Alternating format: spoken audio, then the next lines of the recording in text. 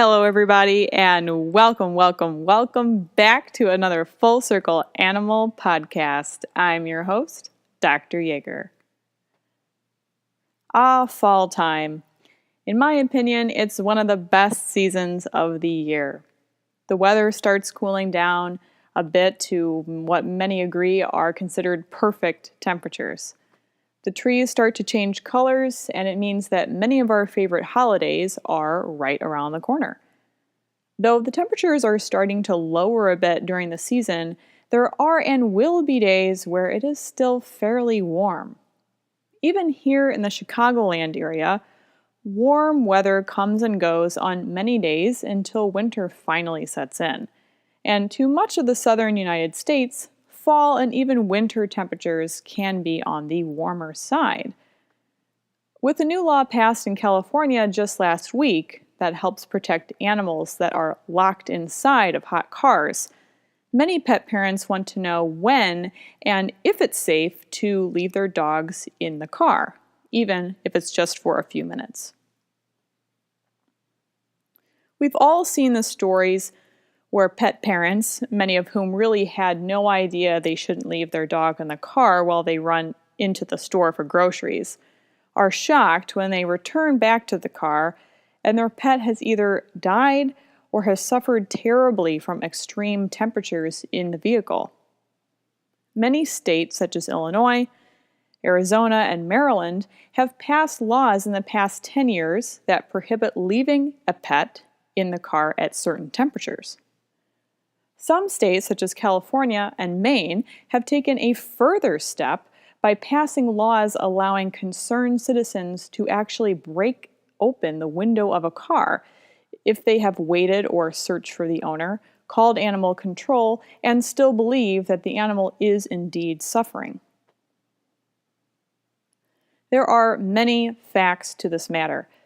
First and foremost, we need to always be aware and conscious of the fact that our pets, and yes, even our short-haired dogs, can overheat far quicker than humans do.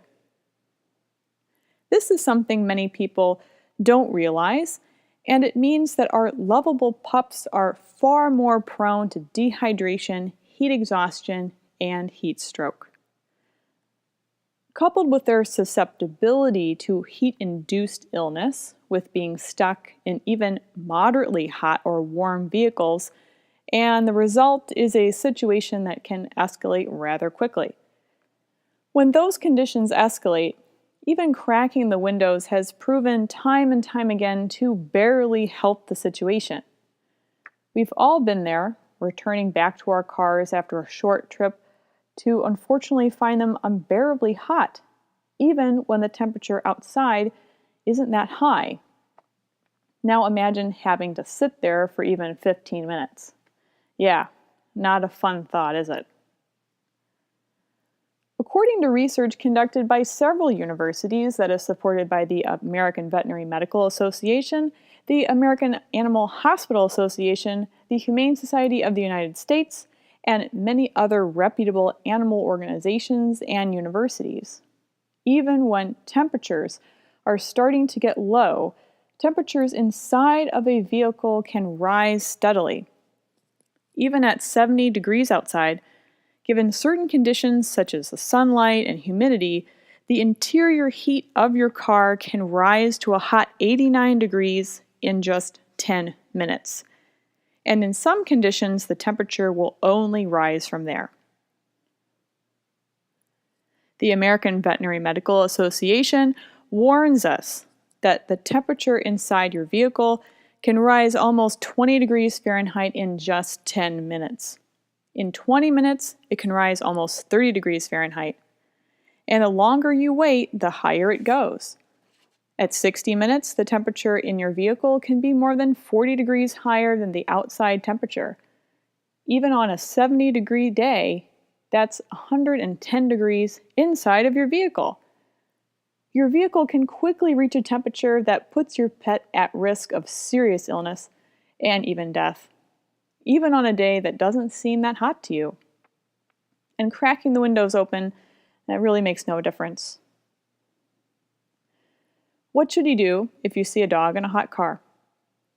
First and foremost, be aware of the laws in your state when it comes to leaving a dog in a hot car. Many states have laws that will back you up in the case that you need to rescue the dog from the situation. But you absolutely must know what the steps the law dictates that you take. In any case, calling animal control and/or the non-emergency police hotline is always a step to take. If the dog in question is in a car in a parking lot for a store, quickly go inside and ask customer service to make an announcement for the owner of the car to step outside. Once you have taken those steps, stay at the car and observe the dog for signs of any sort of heat exhaustion, such as excessive panting, vomiting, seizures, excessive drooling, lack of coordination, and any obvious discomfort. Many of the other signs of heat exhaustion, dehydration, and heat stroke may be hard to tell from behind a window. For more in-depth information on heat stroke, you can listen to my podcast entitled Heat Stroke and Dogs.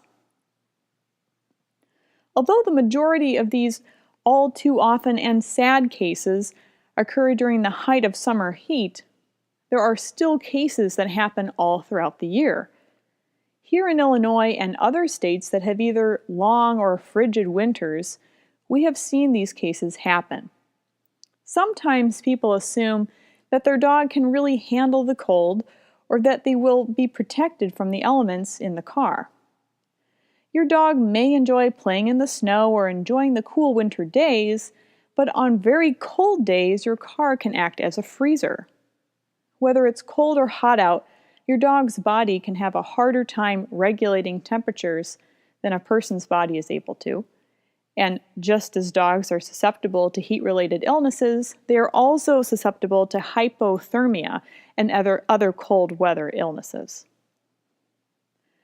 On very hot or cold days, it is obvious that you shouldn't leave your dog in the car.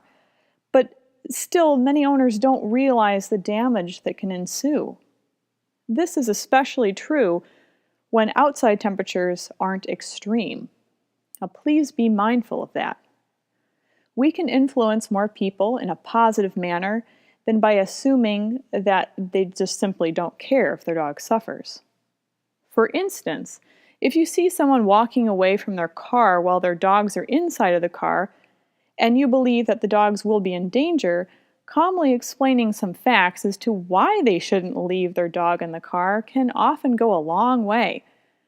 There are also many resources online, such as free downloadable flyers, that you can keep on hand that shed some light on why leaving your dog in the car isn't always a good idea. Many of us dog parents, myself included, love taking our dogs with us to as many places as possible.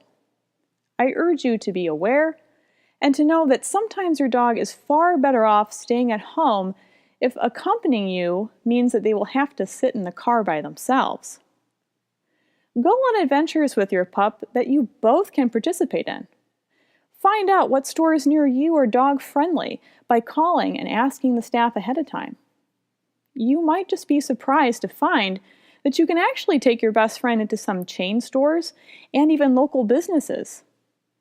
There are also many restaurants and coffee shops with outdoor or patio seating that will happily welcome you and your dog. Listeners, thanks so much for tuning in to another Full Circle Animal podcast, and we hope that you and your pets are enjoying the start of fall, and we'll see you next week. Take care. Bye-bye. Hello, folks, and just as a friendly reminder, the content of this podcast is strictly for informational purposes only. It does not replace advice or judgment by your primary veterinarian. Please see a licensed veterinarian in your area for all veterinary-related questions and concerns.